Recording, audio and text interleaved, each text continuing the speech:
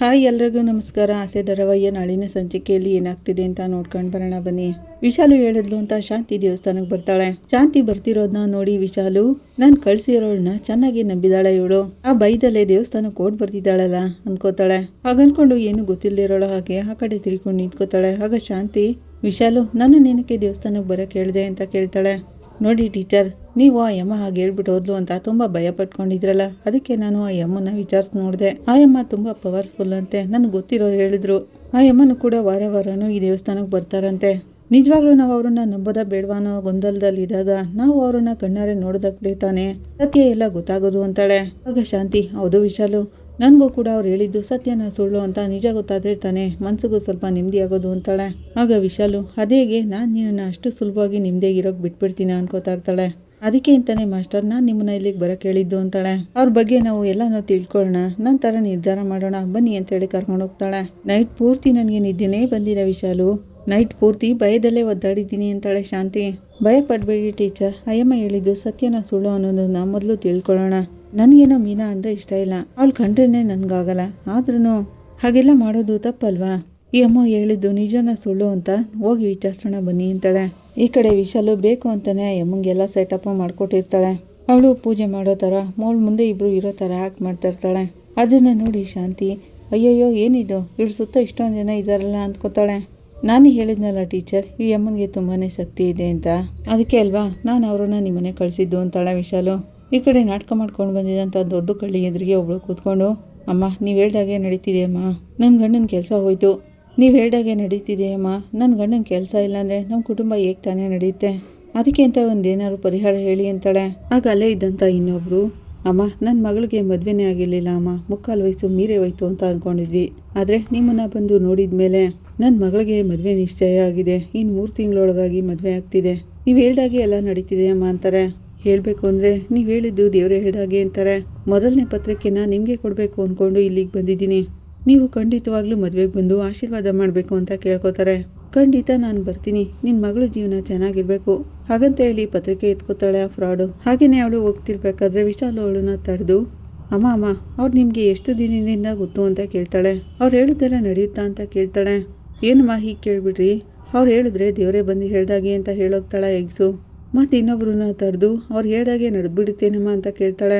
ಏನಮ್ಮ ಹೀಗೆ ಕೇಳ್ತಿದ್ದೀರಾ, ನನ್ನ ಮಗಳಿಗೆ ಮದುವೆ ಆಗಿ 3 ವರ್ಷ ಆಗಿತ್ತು, ಮಕ್ಕಳೇ ಇರಲಿಲ್ಲ. ಇವ್ರನ್ನ ಬಂದು ನೋಡಿದ ಮೇಲೆ ಕೆಲವೊಂದು ಪರಿಹಾರಗಳನ್ನ ಹೇಳಿದ್ರು, ಅವ್ರು ಹೇಳ್ದಾಗೆ ಮಾಡಿದ್ವಿ. ಅದೇ ವರ್ಷ ನನ್ನ ಮಗಳಿಗೆ ಮಗು ಆಯಿತು, ಅವ್ರು ಹೇಳ್ದಾಗೇ ಗಂಡು ಮಗು ಆಯಿತು. ಅವ್ರು ಹೇಳಿದ್ದನ್ನೆಲ್ಲ ಸಾಧಾರಣ ಅಂದ್ಕೊಂಡ್ಬೇಡಿ ಅಮ್ಮ, ಏನು ನಡೆಯುತ್ತೋ ಅದನ್ನು ಸರಿಯಾಗಿ ನೋಡಿ ಹೇಳಿರ್ತಾರೆ ಅಂತಾಳೆ. ಅವ್ರು ಇದುವರೆಗೂ ಹೇಳಿರೋದೆಲ್ಲ ನಡೆದೇ ಇದ್ದಿದ್ದೇ ಇಲ್ಲ, ನೀವು ಹೋಗಿ ಕೇಳಿ ಎಲ್ಲ ಒಳ್ಳೇದಾಗುತ್ತೆ ಅಂತ ಹೇಳೋಗ್ತಾರೆ. ಆಗ ವಿಶಾಲು ಮಾಸ್ಟರ್ ಏನು ಮಾಸ್ಟರ್ ಎಲ್ಲರೂ ಈ ರೀತಿನೇ ಹೇಳ್ತಿದ್ದಾರೆ, ಹಾಗಾದರೆ ನಿಜವಾಗ್ಲೂ ಅಮ್ಮ ಹೇಳಿದ್ದೆಲ್ಲ ನಡೆಯುತ್ತಾ? ಅವ್ರು ಹೇಳೋದನ್ನ ಕೇಳ್ತಿದ್ರೇ ನನಗೆ ಭಯ ಆಗ್ತಿದೆ ಮಾಸ್ಟರ್, ಏನು ನಡೆದಿಲ್ಲ ಅಂದರೆ ಇಷ್ಟೊಂದು ಜನ ಅವ್ರ ಬಗ್ಗೆ ಯಾಕೆ ಈ ಥರ ಹೇಳ್ತಿದ್ರು, ಖಂಡಿತ ಇವ್ರಿಗೇನು ಶಕ್ತಿ ಇದೆ ಅಂತ ನನಗನ್ನಿಸ್ತಿದೆ ಅಂತಾಳೆ. ಮಾಸ್ಟರ್ ಯಾವುದಕ್ಕೂ ಇನ್ನೊಂದು ಸ್ವಲ್ಪ ಜನದ ಹತ್ರ ವಿಚಾರಿಸ್ಲಾ ಅಂತ ಹೇಳಿ ವಿಶಾಲು ಮತ್ತಿಬ್ರ ಜೊತೆ ಅವ್ರು ಹೇಳಿದ್ದೆಲ್ಲ ನಡೆಯುತ್ತಾ ಅಂತ ಕೇಳ್ತಾಳೆ. ಖಂಡಿತ ನಡೆಯುತ್ತಮ್ಮ, ಅವ್ರು ಹೇಳಿದ್ದು ಇದುವರೆಗೂ ನಡೀದೇ ಇರೋದೇ ಇಲ್ಲ ಅಂತ ಹೇಳ್ತಾರೆ. ಅವ್ರ ಬಾಯಲ್ಲಿ ಏನಾದರೂ ಒಳ್ಳೇದು ಬರಲಿ ಅಂತ ನಾವೆಲ್ಲರೂ ಅನ್ಕೋತಾ ಇರ್ತೀವಿ, ಕೆಟ್ಟದ್ದು ನಡೆಯುತ್ತೆ ಅಂತ ಅವ್ರು ಏನಾದರೂ ಹೇಳ್ಬಿಟ್ರೆ ಹಾಗೇ ನಡೆಯುತ್ತೆ ಹಾಗಂತ ಅವ್ರು ಹೇಳೋಗ್ತಾರೆ. ವಿಶಾಲು ಸೆಟಪ್ಗೆ ಶಾಂತಿ ಗಡಗಡ ಅಂತ ನಡ್ಗೋಗ್ತಾಳೆ. ಟೀಚರ್ ಅಂತ ವಿಶಾಲು ಹೇಳುವಾಗ ವಿಶಾಲು ನನಗಿನ್ನೂ ಭಯ ಜಾಸ್ತಿನೇ ಆಗ್ತಿದೆ, ಗಡಗಡ ಅಂತ ನಡುಕ್ತಿದ್ದೀನಿ, ನಾನು ಬರದೇ ಇದ್ರೂ ಇಷ್ಟೊಂದು ಭಯ ಆಗ್ತಿರ್ಲಿಲ್ಲ, ಇವ್ರು ಹೇಳ್ದಾಗೆ ನಮ್ಮ ಮನೆಯವ್ರಿಗೆ ಏನಾದರೂ ಆಗ್ಬಿಟ್ರೆ ನನ್ನ ಗತಿ ಏನು ಹಾಗಂತ ಶಾಂತಿ ಹೇಳ್ತಿರೋವಾಗ ಭಯಪಡಬೇಡಿ ಮಾಸ್ಟರ್, ನನಗೂ ಏನು ಹೇಳಬೇಕು ಅಂತಾನೆ ಗೊತ್ತಾಗ್ತಿಲ್ಲ, ನಾವು ಇನ್ನೊಂದ್ಸರಿ ಅಮ್ಮನ ಹೋಗಿ ನೋಡೋಣ ಬನ್ನಿ ಅಂತಾಳೆ. ಬನ್ನಿ ಅಂತೇಳಿ ಆ ಫ್ರಾಡ್ ಇರೋ ಕಡೆ ಕರ್ಕೊಂಡು ಹೋಗ್ತಾಳೆ. ವಿಶಾಲು ಹೋಗಿ ಅಮ್ಮ ನಮಸ್ಕಾರ ನಮ್ಮ ಅಂತ ಹೇಳ್ತಾಳೆ. ಆ ಫ್ರಾಡ್ ತಿರುಗಿ ನೋಡಿ ಶಾಂತಿನ ನೀನೇನಕ್ಕೆ ಇಲ್ಲಿಗೆ ಬಂದೆ ಅಂತ ಜೋರಾಗಿ ಕೇಳ್ತಾಳೆ.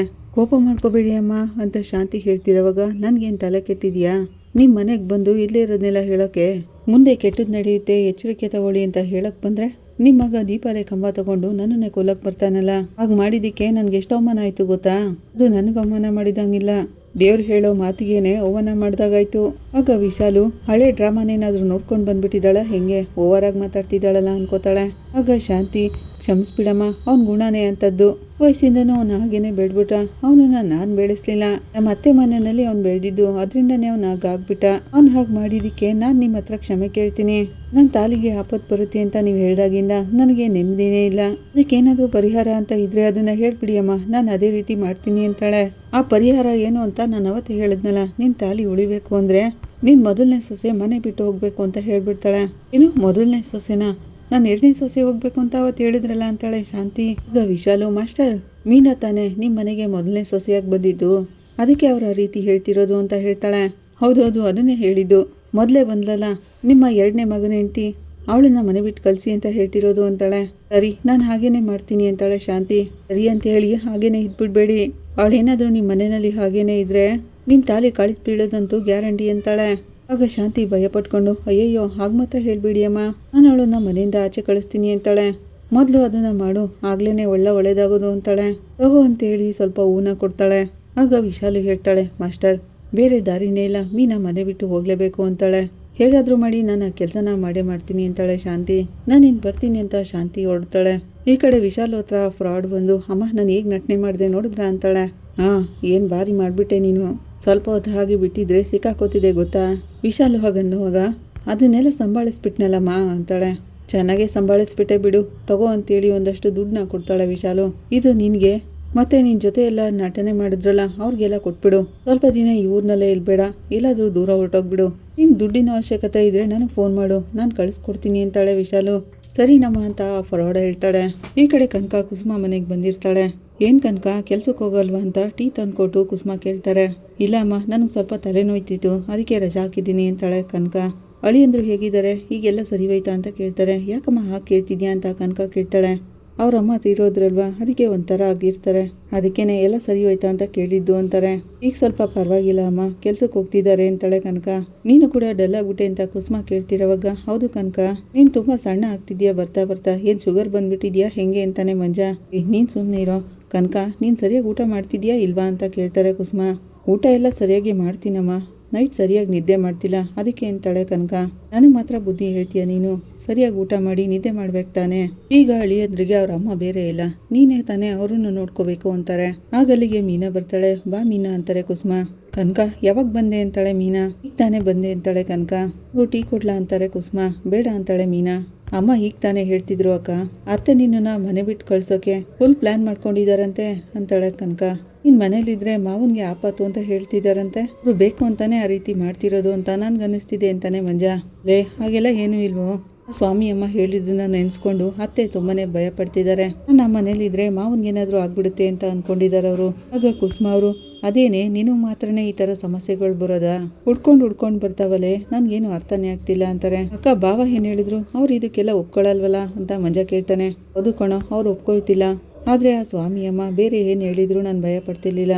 ಆದರೆ ಅವರು ನಮ್ಮ ಮಾವನ ಜೀವಕ್ಕೆ ಆಪತ್ತು ಬರುತ್ತೆ ಅಂತ ಹೇಳ್ಬಿಟ್ರಲ್ಲ, ಅದಕ್ಕೆ ನನಗೆ ತುಂಬಾನೇ ಭಯ ಆಗ್ತಿದೆ ಅಂತಾಳೆ ಮೀನಾ. ಹಾಗೆಲ್ಲ ಏನೂ ಇಲ್ವೇ, ಎಲ್ಲಾನು ಒಳ್ಳೇದೇ ಆಗುತ್ತೆ, ಯಾರಿಗೂ ಎಂತ ಕೆಟ್ಟದ್ದು ನಡೆಯಲ್ಲ ಅಂತಾರೆ ಕುಸುಮ. ಅಕ್ಕ ಸ್ವಾಮಿ ಅಮ್ಮ ಅನ್ಕೊಂಡು ಬಂದಿರೋರು ಫೇಕ್ ಆಗಿರ್ಬೋದಲ್ವಾ ಅಂತಾಳೆ ಕನಕ. ಏಯ್ ಮನೆಯಲ್ಲಿ ನಡೆದಿರೋ ಎಲ್ಲ ವಿಷಯನೂ ಅವರು ಇದ್ದಂಗೆ ಹೇಳ್ಬಿಟ್ರು ಕಣೆ. ಮೀನಾ ಹಾಗಂತಿರೋವಾಗ ನಡೆದಿರೋ ವಿಷಯನ ಯಾರು ಬೇಕಾದ್ರೂ ಹೇಳ್ಬೋದಕ್ಕ, ಆದರೆ ಮುಂದೆ ನಡೆಯೋದನ್ನ ಯಾರೂ ಹೇಳೋಕ್ಕಾಗಲ್ಲ ಅಂತಾಳೆ ಕನಕ. ಸಮ್ಟೈಮ್ಸ್ ಹಾಸ್ಪಿಟಲ್ಗೆ ಸೀರಿಯಸ್ ಕೇಸ್ ಬಂದ್ರೂ ಡಾಕ್ಟರ್ಗೇನೆ ನಿಮ್ಮ ಜೀವಕ್ಕೆ ಆಪತ್ತಿಲ್ಲ ಅಂತ ಹೇಳೋಕ್ಕೆ ಆಗೋಲ್ಲ ಹಾಗಂತ ಕನಕ ಹೇಳ್ತಿರೋವಾಗ, ಸತ್ಯನೇ ಅಲ್ವೇನೆ, ಡಾಕ್ಟ್ರು ಕೂಡ ಕೆಲವೊಂದ್ಸರಿ ದೇವ್ರನ್ನ ನಂಬ್ತಾರೆ. ಆ ದೇವ್ರನ್ನ ನಂಬಿದ್ರೆ ಸಾಕು ಮೀನಾ, ದೇವ್ರನ್ನ ನಂಬು, ಮತ್ತೊಬ್ರು ಚೆನ್ನಾಗಿರ್ಲಿ ಅಂತ ಬಯಸೋರ್ಗೆ ಯಾವ ಕೆಟ್ಟದ್ದು ಆಗೋಲ್ಲ. ಅದರಲ್ಲೂ ರಂಗನಾಥಣ್ಣ ತುಂಬಾ ಒಳ್ಳೆಯವರು, ಅವ್ರಿಗೆ ಏನೂ ಆಗೋಲ್ಲ ಅಂತಾರೆ. ನಿಮ್ಗೆ ಅದೆಲ್ಲ ಅರ್ಥ ಆಗುತ್ತೆ ಅಮ್ಮ, ಆದ್ರೂ ಅವನಿಗೆ ಏನೂ ಆಗಬಾರ್ದು ಅಂತ ಒಂದೊಂದು ಕ್ಷಣನೂ ಬೈದಲ್ಲೇ ಕಾಲ ಕಳೀತಿದ್ದೀನಿ ಅಂತಾಳೆ ಮೀನಾ.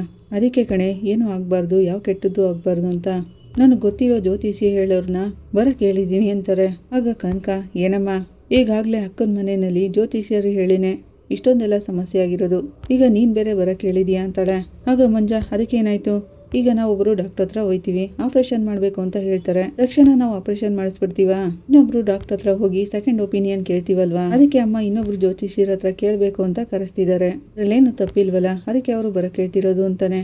ಈಗ ಬರೋ ಜ್ಯೋತಿಷಿಗಳು ಏನಾದರೂ ತಪ್ಪಾಗಿ ಹೇಳ್ಬಿಟ್ರೆ ಅಕ್ಕ ಇನ್ನೂ ಭಯ ಪಡಲ್ವೇನಮ್ಮ ಅಂತಾಳೆ ಕನಕ. ಆ ಥರ ಎಲ್ಲ ನಾನು ಏನು ಹೇಳಲ್ಲ ಅಮ್ಮ ಅಂತ ಜ್ಯೋತಿಷಿಗಳು ಒಳಗೆ ಬರ್ತಾರೆ. ಬನ್ನಿ ಒಳಗೆ, ಈಗ ತಾನೇ ನಿಮ್ಮ ಬಗ್ಗೆ ಮಾತಾಡ್ತಿದ್ವಿ ಅಂತ ಕುಸುಮ ಹೇಳ್ತಾರೆ. ಪರವಾಗಿಲ್ಲ ಅಮ್ಮ, ಜಾತಕ ಜ್ಯೋತಿಷ್ಯ ಅಂತ ಕೆಲವರು ನಂಬಲ್ಲ. ಅದಕ್ಕೆ ಕಾರಣ ಏನು ಅಂದ್ರೆ ಕೆಲವರು ತಪ್ಪಾಗಿ ಹೇಳ್ತಾರೆ, ಅದಕ್ಕೇನೆ ಅಂತಾರೆ.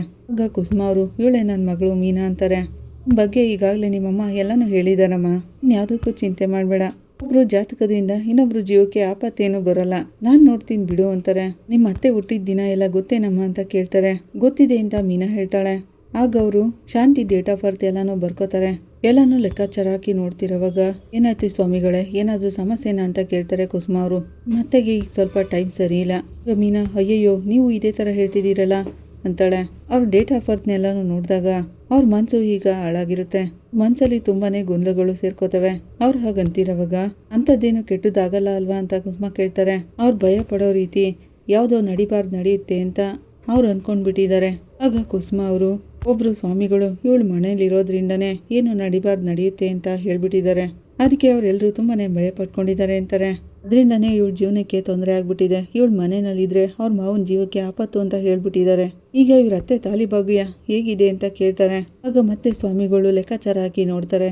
ಅವ್ರು ಹುಟ್ಟಿದ ದಿನ ನೋಡಿ ನಾನು ಇದನ್ನೆಲ್ಲ ಹೇಳ್ತಾ ಇದ್ದೀನಿ. ನನಗೆ ಅವ್ರ ಜಾತಕ ಅವ್ರ ಮನೆಯವ್ರ ಜಾತಕ ಎರಡು ಜೊತೆಗಿದ್ರೇನೆ ಇನ್ನೂ ಚೆನ್ನಾಗಿ ಹೇಳೋಕೆ ಸಾಧ್ಯ. ಅವ್ರ ಜೀವ ಹೋಗುವಂಥದ್ದು ಇಲ್ಲೇನೂ ನಡೆಯಲ್ಲ, ಆದ್ರೂ ಏನೋ ಒಂದು ನಡೆಯುತ್ತೆ ಅಂತ ಇಲ್ಲಿ ಹೇಳ್ತಾ ಇದೆ. ಆಗ ಕುಸುಮ ಅವರು ಇದಕ್ಕೇನಾದರೂ ಪರಿಹಾರ ಹೇಳಿ ಅಂತ ಕೇಳ್ಕೊತಾರೆ. ಇದಕ್ಕೆಲ್ಲ ಪರಿಹಾರ ಇದೆಯಮ್ಮ. ಆ ಅಮ್ಮನಿಗೆ ಕೆಟ್ಟ ಟೈಮ್ ನಡೀತಾ ಇರೋದ್ರಿಂದ ದಿನ ತಾಲಿ ಭಾಗ್ಯ ಸುಮಂಗಲಿ ಪೂಜೆ ಮಾಡಬೇಕು ಅಂತಾರೆ. ಮನೆ ಪೂರ್ತಿ ದೀಪ ಬೆಳೆಸಿ ವ್ರತ ಮಾಡೋದ್ರಿಂದ ನಮ್ಮಲ್ಲಿರೋ ಕೆಟ್ಟ ಶಕ್ತಿ ಆಚೆ ಹೋಗುತ್ತೆ ಅಂತಾರೆ. ನಿಮ್ಮ ಮನೆಯಲ್ಲಿ ದೀಪ ಹಚ್ಚಿ ವ್ರತ ಮಾಡಿದ್ರೆ ಸಾಕು, ನಿಮ್ಮ ಅತ್ತೆ ಮಂಗಲ್ಯ ಭಾಗ್ಯ ಚೆನ್ನಾಗೇ ಇರುತ್ತೆ ಅಂತಾರೆ. ಸರಿ ಸ್ವಾಮಿಗಳೇ, ನೀವು ಹೇಳ್ದಾಗೆ ಮಾಡ್ತೀವಿ ಅಂತ ಕುಸುಮ ಹೇಳ್ತಾರೆ. ಸರಿನಮ್ಮ, ನಾನು ಹೇಳ್ದಾಗ ಮಾಡಿಬಿಡಿ, ಖಂಡಿತ ನಿಮ್ಮ ಸಮಸ್ಯೆ ಎಲ್ಲ ಪರಿಹಾರ ಆಗುತ್ತೆ, ನಾನು ಇನ್ನು ಬರ್ತೀನಿ ಅಂತ ಸ್ವಾಮಿಗಳು ಹೋಗ್ತಾರೆ. ಹೋದ್ಮೇಲೆ ಕುಸುಮ ಅವರು ಅವ್ರು ಹೇಳೋದನ್ನ ಕೇಳ್ದಿಯಲ್ವಾ, ಅತ್ತೆ ಕೈಯಿಂದ ಹೇಗಾದರೂ ಮಾಡಿ ಸುಮಂಗಲಿ ಪೂಜೆ ಮಾಡಿಸು ಅಂತ ಹೇಳ್ತಿರೋವಾಗ, ಅಮ್ಮ ನಾನು ಈಗಮ್ಮ ನಮ್ಮ ಅತ್ತೆ ಕೈಲಿ ಸುಮಂಗಲಿ ಪೂಜೆ ಮಾಡ್ಸೋಕ್ಕಾಗುತ್ತೆ, ನಾನು ಹೇಳಿದ್ರೆ ಅವ್ರು ಕೇಳ್ಬಿಡ್ತಾರಾ ಹಾಗಂತ ಮೀನಾ ಹೇಳ್ತಿರೋವಾಗ, ಅಕ್ಕ ನೀನು ಅತ್ತೆ ಹತ್ರ ಏನು ಹೇಳಕ್ಕೆ ಹೋಗ್ಬೇಡ, ನೀನೇನೋ ತಪ್ಪಾಗಿ ಏನೇನೋ ಮಾಡಿಸ್ತಿದ್ಯಾ ಅನ್ಕೋತಾರೆ, ಅವನ ಹತ್ರ ಇದನ್ನೆಲ್ಲ ಹೇಳು, ಅವ್ರು ಮಾಡಿಸ್ತಾರೆ ಅಂತಾಳೆ ಕನಕ. ಹೌದು ಮೀನಾ, ನೀನು ಕನಕ ಹೇಳ್ದಾಗೆ ಮಾಡು, ನನ್ಗೆ ಹೇಳಿದ್ರೆ ಅವರೇ ಎಲ್ಲಾನು ಮಾಡಿಸ್ತಾರೆ ಅಂತಾರೆ ಕುಸುಮ. ಆಗ ಮಂಜ, ಅಕ್ಕ ನೀನೇನು ಚಿಂತೆ ಮಾಡಬೇಡ ಅಕ್ಕ, ಅವ್ರು ಹೇಳ್ದಾಗ ಮಾಡಿಸು, ಎಲ್ಲ ಸರಿ ಹೋಗುತ್ತೆ ಅಂತಾನೆ. ಈ ಕಡೆ ಕಸ್ತೂರಿ ಅವ್ರಿಗೆ ಕಾಶಿನಾಥ್ ಅವರು ಒಂದು ಕತೆನ ಬರ್ದು ಕೊಡ್ತಾರೆ. ಒಂದ್ಸರಿ ನೋಡ್ಕೊಳ್ಳಿ ಕಸ್ತೂರಿ ಅವರೇ ಅಂತ ಕೊಟ್ಟಾಗ ಕಸ್ತೂರಿ ಓದಕ್ಕೆ ಶುರು ಮಾಡ್ತಾರೆ. ಸೋಮು ಒಂದು ಮುಖ್ಯವಾದ ಕಾಂಪಿಟೇಷನ್ಗೆ ಹೋಗ್ಬೇಕಾಗುತ್ತೆ. ಹೋಗ್ತಿರುವಾಗ ಒಂದು ಕರಿಬೇಕು ಅಡ್ಡ ಬರುತ್ತೆ. ಆಗ ಸೋಮು ಭಯ ಪಡ್ಕೊಂಡು ಅಲ್ಲೇ ನಿಂತ್ಕೊಂಡ್ಬಿಡ್ತಾನೆ. ನಾನು ಏನಾದರೂ ಕಾಂಪಿಟೇಷನ್ಗೆ ಹೋದ್ರೆ ಸೋತೋಗ್ಬಿಡ್ತೀನಿ ಅಂತ. ಅವನು ಮನೆಗೆ ವಾಪಸ್ ಬಂದು ಅಳ್ತಾ ಅವ್ರ ಅಮ್ಮನ ಜೊತೆ ಹೇಳ್ತಾನೆ. ಅವ್ರ ಅಮ್ಮನೂ ಕೂಡ ಹೋಗ್ಬೇಡ ಬಿಡು ಅಂತಾರೆ. ಅದಾದ ನಂತರ ಅವನ ಮನೆಗೆ ಫ್ರೆಂಡ್ಸ್ಗಳೆಲ್ಲ ಬರ್ತಾರೆ. ಸೋಮು, ನೀನು ಬಂದಿದ್ರೆ ನಮ್ಮ ಟೀಮ್ ಗೆಲ್ತಾ ಇತ್ತು, ಈಗ ಬೇರೆ ಟೀಮ್ ಗೆಲ್ತು ನೋಡು, ನಾವು ಸೋತೋದ್ವಿ ಅಂತ ಹೇಳ್ತಾರೆ. ಆಗ ಸೋಮು ಅನ್ಕೋತಾನೆ, ಬೇಕು ಅಡ್ಡ ಬಂದಿದ್ಕಲ್ಲ ನಾನು ಸೋಲ್ತಿದ್ದು, ಅದು ಅಡ್ಡ ಬಂದಿತ್ತು ಅಂತ ಭಯ ಪಟ್ಕೊಂಡಲ್ಲ, ಅದಕ್ಕೆ ಸೋತಿದ್ದು ಹಾಗಂತ ಅವನು ಅನ್ಕೋತಾನೆ. ಪಾಪ ಸೋಮು, ಅವನ ಭಯನೇ ಅವನನ್ನ ಸೋಲಿಸ್ಬಿಡ್ತು ಅಂತಾರೆ ಕಸ್ತೂರಿ. ನೋಡಿ ಮಕ್ಕಳ, ಎಲ್ಲಾನು ಭಗವಂತನ ಸೃಷ್ಟಿ, ಅದರಿಂದ ಕೆಟ್ಟದಾಗುತ್ತೆ ಅಂತ ಅನ್ಕೊಳಕ್ ಹೋಗ್ಬಾರ್ದು, ಎಲ್ಲರಿಂದನೂ ಒಳ್ಳೇದಾಗುತ್ತೆ ಅಂತ ಅನ್ಕೋಬೇಕು. ಇಂಥ ಮೂಢನಂಬಿಕೆಗಳಿಂದ ನಮ್ಮ ವ್ಯಕ್ತಿತ್ವನೇ ಹಾಳಾಗುತ್ತೆ. ಕಸ್ತೂರಿ ಹಾಗಂತಿರೋವಾಗಲೇ ಶಾಂತಿ ಅಲ್ಲಿಗೆ ಬರ್ತಾಳೆ. ನಾನು ಒಳಗೆ ಬರ್ಲಾ ಅಂತ ಶಾಂತಿ ಕೇಳ್ತಾಳೆ. ಬಾ ಶಾಂತಿ, ಇವತ್ತು ಒಳ್ಳೆ ಕತೆ ಹೇಳ್ತಾ ಇದ್ದೆ, ನೀನು ಮೊದಲೇ ಬಂದಿದ್ರೆ ಆ ಕತೆನ ಕೇಳಿಸ್ಕೋಬೋದಿತ್ತು ಅಂತಾರೆ ಕಸ್ತೂರಿ. ಹೌದೌದು, ನಮ್ಮನೆ ಕತೆನೇ ದೊಡ್ಡ ಕತೆಯಾಗಿದೆ, ಇದರಲ್ಲಿ ನಿನ್ನ ಕತೆ ಬೇರೆ ಕೇಳಿಸ್ಕೋಬೇಕಾ ಅಂತಾಳೆ ಶಾಂತಿ. ಆಗ ಅಲ್ಲಿ ಇದ್ದಂಥ ಕಾಶಿನಾಥ್ ಅವರು, ಮಾಸ್ಟರ್ ನಾವು ಬೇರೆ ಕತೆನ ಕೇಳಿಸ್ಕೊಳ್ಳೋವಾಗ ಅದರಲ್ಲೇನೆ ನಮ್ಮನೆ ಕತೆಗೂ ಸೊಲ್ಯೂಷನ್ ಸಿಗ್ಬೋದಲ್ವಾ ಅಂತಾರೆ. ಅವ್ರು ಹಾಗಂದಿದ ತಕ್ಷಣ ಶಾಂತಿ, ನಾನು ಅದನ್ನೆಲ್ಲ ಕೇಳಿದ್ನ ಅಂತಾಳೆ. ಅವ್ರು ಹೇಳಿದ್ದು ನಿನ್ನೊಳ್ಳೇದಕ್ಕೆ ಅಲ್ವಾ ಶಾಂತಿ ಅಂತ ಕಸ್ತೂರಿ ಹೇಳ್ತಾರೆ. ಏ ಕಸ್ತೂರಿ, ನಾನೇನೋ ನಿನ್ನ ಹತ್ರ ಮಾತಾಡೋಣ ಅಂತ ಬಂದೆ, ನೀನು ನೋಡಿದ್ರೆ ಕತೆ ಹೇಳ್ತಿದೀಯಲ್ಲ, ನೀನು ಕತೆ ಹೇಳ್ಕೊಂಡೇ ಇರು, ನಾನು ಹೋಗ್ತೀನಿ ಅಂತಾಳೆ. ಯಾಕೆ ಶಾಂತಿ ಹೀಗೆ ಕೋಪ ಮಾಡ್ಕೋತಿದ್ಯಾ, ಬಾ ಕೂತ್ಕೋ ಅಂತಾರೆ ಕಸ್ತೂರಿ. ಓಕೆ ಕಸ್ತೂರಿ ಅವರೇ, ನೀವು ಮಾಸ್ಟರ್ ಮಾತಾಡ್ತೀರಿ, ನಾನು ಶೂಟಿಂಗ್ ಎಲ್ಲಾನು ರೆಡಿ ಮಾಡ್ಕೋತೀನಿ ಅಂತ ಕಾಶಿನಾಥ್ ಹೇಳ್ತಾರೆ. ಹೇಳಿ ಶಾಂತಿ ಅಂತ ಕಸ್ತೂರಿ ಕೇಳ್ತಿರೋವಾಗ, ಏನು ಅಂತ ಹೇಳೋದು, ರಾತ್ರಿ ಹೊತ್ತು ನಿದ್ದೆ ಬೇರೆ ಬರ್ತಿಲ್ಲ, ನೈಟ್ ಜ್ವರ ಬೇರೆ ಬಂದಿತ್ತು ಅಂತಾರೆ. ನೀನು ಏನಾದರೂ ಆಗದೆ ಇರೋದನ್ನ ತಿಂದಿಯಾ ಅಂತ ಕೇಳ್ತಾರೆ ಕಸ್ತೂರಿ. ಹೇಳಬೇಕು ಅಂದರೆ ನನ್ನ ತಲೆ ಮೇಲೆ ಒಂದು ಬಾರಣೆ ತಂದು ಇಟ್ಟಿದ್ದಾರೆ. ಅವಳು ಹಾಗಂತಿರೋವಾಗ ಏನು ಹೇಳ್ತಿದ್ಯಾ ಅಂತ ಕಸ್ತೂರಿ ಕೇಳ್ತಾರೆ. ವಿಶಾಲು ಹೇಳಿ ನಮ್ಮ ಮನೆಗೆ ಒಬ್ಬರು ಸ್ವಾಮಿ ಅಮ್ಮ ಬಂದಿದ್ರು, ಅಮ್ಮ ಹೇಳಿದನ್ನ ಕೇಳಿ ನನ್ನ ಜೀವನೇ ಹೋಗ್ತಿದೆ ಗೊತ್ತಾ ನಿನಗೆ ಅಂತಾಳೆ. ಅಂಥದ್ದೇನು ಹೇಳಿದ್ರು ಅಂತ ಕಸ್ತೂರಿ ಕೇಳ್ತಾರೆ. ಅವ್ರು ಏನು ಹೇಳಿದ್ರು ಗೊತ್ತೇನೆ ಕಸ್ತೂರಿ, ಮೀನಾ ನಮ್ಮ ಮನೆಯಲ್ಲಿ ಇರಬಾರ್ದಂತೆ, ಅವಳಿದ್ರೆ ನಮ್ಮ ಮನೆಯವ್ರ ಜೀವಕ್ಕೆ ಆಪಾತಂತೆ ಅಂತಾರೆ. ಇದನ್ನೆಲ್ಲ ಸ್ವಾಮಿಗಳು ಹೇಳಿದ್ರ ಅಥವಾ ನೀನು ಹೇಳ್ತಿದ್ಯಾ ಅಂತ ಕಸ್ತೂರಿ ಕೇಳ್ತಾರೆ. ಇಲ್ಲ ಕಸ್ತೂರಿ, ಆ ಅಮ್ಮನೇ ಹೇಳಿದ್ದು ಅಂತ ಶಾಂತಿ ಹೇಳ್ತಾರೆ. ಆ ಹೂ ಕಟ್ಟೋಳು ನಮ್ಮ ಮನೆಯಲ್ಲಿದ್ರೆ ನಾನು ಹೂನೇ ಮುಡ್ಕೊಳಕ್ಕಾಗಲ್ವಂತೆ. ಶಾಂತಿ ಹಾಗಂತಿರೋವಾಗ ಏನ್ ಶಾಂತಿ ಹೀಗೆ ಹೇಳ್ತಿದ್ಯಾ ಅಂತಾರೆ ಕಸ್ತೂರಿ. ಹೇಳಿದ್ದನ್ನೇ ನಾನು ಹೇಳ್ತಿರೋದು. ಅವಳು ಏನಾದ್ರು ನಮ್ಮ ಮನೆಯಲ್ಲಿದ್ರೆ ದಾಲಿ ಭಾಗ್ಯ ಇಲ್ದಿರೋಗಾಗುತ್ತೆ ಅಂತ ಸ್ವಾಮಿಯಮ್ಮ ಹೇಳಿದ್ರು ಅಂತಾಳೆ. ಅಯ್ಯಯ್ಯೋ, ಆ ರೀತಿ ಯಾರಾದ್ರೂ ಹೇಳ್ತಾರೇನೆ? ಅದಕ್ಕೆ ನಾನು ಅವತ್ತೇ ಹೇಳಿದ್ದು ಇದೆಲ್ಲ ಯಾಕೆ ಬೇಕು ಅಂತ. ನಾ ಬಂದಾಗಿಂದ ಏನಾಗ್ಬಿಟ್ಟಿದೆ, ಈಗ ನಿನ್ ತಾಲಿಗೆ ಏನಾಗ್ಬಿಡುತ್ತೆ ಮೀನಾ ಇದ್ರೆ?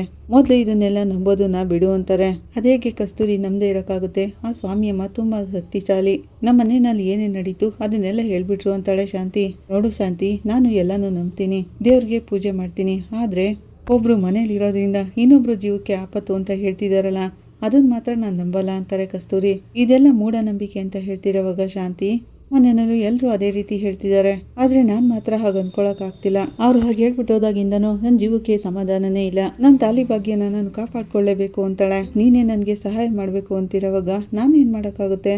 ಹಾಗಂತ ಕಸ್ತೂರಿ ಹೇಳ್ತಾರೆ, ನೀನ್ ನಮ್ಮ ಮನೆಗೆ ಬಂದು ನಮ್ಮ ಮನೆಯವ್ರ ಜೊತೆ ಮೀನಾ ಇದ್ರೆ ಇಲ್ಲಿ ಆಪತ್ತು, ಅದಕ್ಕೆ ಅವಳನ್ನ ಅವ್ರ ಅಮ್ಮನ ಮನೆಗೆ ಕಳಿಸ್ಬಿಡಿ ಅಂತ ಹೇಳು ಅಂತಾರೆ. ನೀನು ಹೇಳಿದ್ರೇನೆ ಸ್ವಲ್ಪ ಅವ್ರಿಗೆ ಅರ್ಥ ಆಗ್ಬೋದು, ಇಲ್ಲ ಅಂದ್ರೆ ಅವ್ರಿಗಾಗ್ಲೇ ಮೂಢನಂಬಿಕೆ ಅಂತ ಹೇಳ್ತಾನೆ ಇದ್ದಾರೆ ಅಂತಾಳೆ ಶಾಂತಿ. ಆಗ ಕಸ್ತೂರಿ ಅವರು, ಅಣ್ಣ ಮಾತ್ರ ಅಲ್ಲ, ನಾನು ಅದನ್ನೇ ಹೇಳ್ತಿರೋದು, ಇದೆಲ್ಲ ಮೂಢನಂಬಿಕೆ ಅಂತಾರೆ. ಏಯ್, ನೀನೇ ಅಲ್ವೇನೆ ಎಷ್ಟೋ ದಿನ ಎಷ್ಟು ಸ್ವಾಮಿಗಳ ಹತ್ರ ಕರ್ಕೊಂಡೋಗಿಲ್ಲ, ನೀನ್ ಆ ಥರದ್ದನ್ನೆಲ್ಲಾನು ಮಾಡ್ತಾನೆ ಬಂದಿದೀಯಲ್ಲ ಅಂತಾರೆ ಶಾಂತಿ. ಅದನ್ನೆಲ್ಲ ಮಾಡಿದ್ದೀನಿ, ಹೌದು. ನನ್ನ ಮಗ ಸೊಸೆ ನನ್ನ ಹತ್ರ ಬಂದಿರ್ಲಿ ಅಂತ ಆ ರೀತಿ ಮಾಡಿದೆ, ಪೂಜೆ ಪರಿಹಾರ ಎಲ್ಲನೂ ಮಾಡಿದೆ. ಆದರೆ ಅದೇನೋ ನಡೆದ್ಬಿಡ್ತಾ? ಈಗ ನನ್ನ ಮಗ ಕಂಪ್ಲೀಟ್ ಆಗಿ ನನ್ನ ಜೊತೆ ಮಾತಾಡ್ತಾನೆ ಇಲ್ಲ, ಅದು ನಿನ್ನಿಂದಾನೆ ಅಂತಾರೆ. ಆಗ ಶಾಂತಿ, ಸರಿ ಸರಿ, ಈಗ ಯಾಕೆ ಕಸ್ತೂರಿ ಅದನ್ನೆಲ್ಲ ಮಾತಾಡ್ತಿದ್ಯಾ ಅಂತಾರೆ. ಆಗ ಕಸ್ತೂರಿಯವರು, ನಾವೇನೇ ಪೂಜೆ ಪುನಸ್ಕಾರ ಏನೇ ಮಾಡಿದ್ರು ದೇವ್ರು ಏನು ಅನ್ಕೊಂಡಿರ್ತಾರೋ ಅದೇನೇ ಆಗೋದು. ಅದನ್ನೆಲ್ಲ ತಿಳ್ಕೊಳ್ದೆ ನಾವು ಮುಟ್ಟಾಳ್ರ ಥರ ಹೋಗಿ ಹೋಗಿ ಪೂಜೆ ಪುನಸ್ಕಾರ ಅಂತ ಮಾಡ್ತಾನೆ ಇರ್ತೀವಿ. ಅವ್ರು ಹಾಗಂತಿರೋವಾಗ ಶಾಂತಿ, ನನ್ನಿಂದ ಹಾಗೆಲ್ಲ ಇರೋಕ್ಕಾಗಲ್ಲ ಕಸ್ತೂರಿ, ನಾನು ಅದನ್ನೆಲ್ಲ ನಂಬ್ತೀನಿ ಅಂತಾಳೆ ಶಾಂತಿ. ಅದೇನೇ ಅಲ್ವಾ, ಕೆಲವು ಜನ ಈ ಥರದ್ನೆಲ್ಲಾನು ನಂಬ್ತಾರೆ, ಇದೆಲ್ಲ ಮೂಢನಂಬಿಕೆ, ಇದನ್ನೆಲ್ಲ ನಂಬೇಡಿ ಅಂತ ನಾನು ಈಗ ತಾನೇ ಕತೆ ಹೇಳಿದೆ, ನೀನು ನೋಡಿದ್ರೆ ಈ ಥರ ಹೇಳ್ತಿದ್ದೀಯಲ್ಲ ಅಂತಾರೆ. ಅದೇನೇ ಆದರೂ ನಾನು ಅಣ್ಣನ ಜೊತೆ ನೀನು ಹೇಳ್ದಾಗ ಹೇಳೋಕ್ಕಾಗಲ್ಲ ಶಾಂತಿ, ಇದನ್ನೆಲ್ಲ ನೀನು ನಂಬೇಡ, ನೀನು ನೋಡೋದಕ್ಕೆ ನಾನು ಹೇಳ್ತಿರೋದು ಅಂತಾರೆ. ಆಗ ಶಾಂತಿ, ನೀನೇನು ಕಸ್ತೂರಿ ಇಷ್ಟೊಂದು ಸಾಧಾರಣವಾಗಿ ಹೇಳ್ತಿದ್ಯಾ?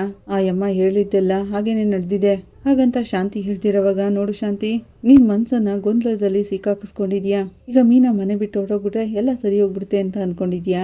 ಕಸ್ತೂರಿ ಹಾಗಂತಿರೋವಾಗ, ಹಾಗಾದ್ರೆ ಸ್ವಾಮಿಯಮ್ಮ ಹೇಳ್ದಾಗೆ ನನ್ನ ಜೀವನದಲ್ಲಿ ನಡೆದ್ಬಿಟ್ರೆ? ಹಾಗಂತ ಶಾಂತಿ ಹೇಳ್ತಾಳೆ, ಹಾಗೆಲ್ಲ ನಡೆಯಲ್ಲ ಶಾಂತಿ, ಈ ಥರದವ್ರನ್ನೆಲ್ಲ ಯಾರು ನಂಬಲೇಬಾರ್ದು. ನೀನು ದೇವ್ರನ್ನ ನಂಬ್ತೀಯಲ್ವಾ ಅಂತಾರೆ. ಹೌದು ಅಂತಾಳೆ ಶಾಂತಿ. ಹಾಗಾದ್ರೆ ನೀನು ದೇವಸ್ಥಾನಕ್ಕೆ ಹೋಗಿ ದೇವ್ರ ಹತ್ರ ಬೇಡ್ಕೊ, ಮನೆಯಲ್ಲಿ ದೀಪ ಹಚ್ಚಿ ಪೂಜೆ ಮಾಡಿ ಎಲ್ಲೂ ಚೆನ್ನಾಗಿರ್ಲಿ ಅಂತ ಅನ್ಕೋ. ಅನ್ಕೊಂಡ್ರೆ ನಿನ್ ಎಲ್ಲಾ ಸಮಸ್ಯೆನೂ ತೀರೋಗುತ್ತೆ. ಕಸ್ತೂರಿಯವರು ಹಾಗಂತಿರುವಾಗ, ಹಾಗಾದ್ರೆ ನೀನ್ ಬಂದು ಮಾತಾಡಲ್ಲ ಅಲ್ವಾ? ಹಾಗಂತ ಶಾಂತಿ ಕೇಳ್ತಾಳೆ. ನೀನ್ ಹೇಳ್ದಾಗೆ ನಾನು ಬಂದು ಮಾತಾಡೋಕ್ಕಾಗಲ್ಲ ಶಾಂತಿ, ನನ್ನನ್ನ ಕ್ಷಮಿಸ್ಬಿಡು ಅಂತ ಕಸ್ತೂರಿ ಕೇಳ್ತಾರೆ. ನೀನ್ ತುಂಬಾ ಬದಲಾಗ್ಬಿಟ್ಟೆ ಕಸ್ತೂರಿ, ನಿನ್ನ ಹತ್ರ ಬಂದು ಕೇಳ್ಕೊಂಡೆ ನೋಡು, ನನಗ್ ಬುದ್ಧಿ ಇಲ್ಲ, ನಾನು ಹೋಗ್ತಿದ್ದೀನಿ ಅಂತ ಕೋಪ ಮಾಡ್ಕೊಂಡು ಅಲ್ಲಿಂದ ಹೋಗ್ತಿರೋವಾಗ, ಇರು ಶಾಂತಿ, ಕಾಫಿ ಮಾಡ್ತಿದ್ದೀನಿ, ಕುಡ್ಕೊಂಡು ಹೋಗು ಅಂತಾರೆ ಕಸ್ತೂರಿ. ಅದನ್ನ ನೀನೇ ಕುಡ್ಕೋ ಅಂತ ಹೇಳಿ ಶಾಂತಿ ಹೊರಟೋಗ್ತಾಳೆ. ಆಗಲಿಗೆ ಕಾಶಿನಾಥ್ ಅವ್ರು ಬರ್ತಾರೆ. ಶಾಂತಿ ಬಂದು ಅಂತ ಹೇಳ್ತಿರೋವಾಗ ನನಗೆಲ್ಲ ಕೇಳಿಸ್ತು ಕಸ್ತೂರಿಯವರೇ, ಅವ್ರು ಹೇಳಿದ್ದು ತುಂಬಾ ತಪ್ಪು, ನೀನ್ ಹೇಳಿದ್ದೆ ಕರೆಕ್ಟು, ಇಂಥವ್ರೆಲ್ಲ ನಾವ್ ಹೇಳಿದ್ದನ್ನ ತಿಳ್ಕೊಳ್ಳಲ್ಲ ಬಿಡಿ. ಅವ್ರು ಹಾಗಂತಿರೋವಾಗ, ಇಲ್ಲ ಕಾಶಿನಾಥ್ ಅವ್ರೆ, ನಾನು ಶಾಂತಿನ ನೋಡಿ ಚಿಂತೆ ಮಾಡ್ತಿಲ್ಲ. ಪಾಪ ಮೀನಾ ಅವಳು ಮದ್ವೆ ಆಗಿ ಬಂದಾಗಿಂದನೂ ಈ ಶಾಂತಿ ಅವಳಿಗೆ ಕಾಟ ಕೊಡ್ತಾನೆ ಇದ್ದಾಳೆ. ಆದ್ರೆ ಈ ಶಾಂತಿಗೆ ಬರೋ ಪ್ರಾಬ್ಲಮ್ಗಳಿಂದ ಕೊನೆಗೆ ಕಾಪಾಡೋದು ಆ ಸೂರ್ಯ ಮೀನಾನೆ. ಇದೆಲ್ಲ ಈ ಶಾಂತಿಗೆ ಅರ್ಥನೇ ಆಗ್ತಿಲ್ಲ ಅಂತಾರೆ. ಇಲ್ಲಿಗೆ ಈ ಸಂಚಿಕೆ ಮುಕ್ತಾಯ ಆಗುತ್ತೆ. ನಿಮ್ಗೆ ಇಷ್ಟ ಆದರೆ ಲೈಕ್ ಮಾಡಿ, ಕಮೆಂಟ್ ಮಾಡಿ, ಸಬ್ಸ್ಕ್ರೈಬ್ ಮಾಡಿ. Thank you.